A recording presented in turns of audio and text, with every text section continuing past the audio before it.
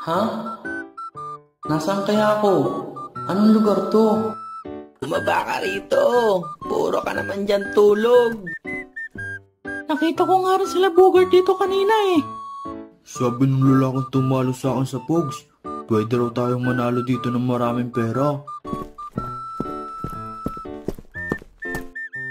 Ala, ano bang ginagawa niyo dito, Aling Manay? Ano pa ba? Siyempre maglalaro para magkapera. Nalugi ang tindahan ko dahil sa'yo.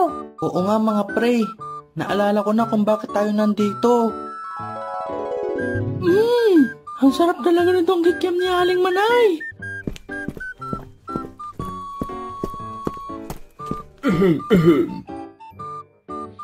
Anong problema mo kuya?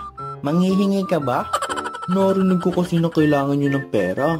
Baka pwede akong makatulong.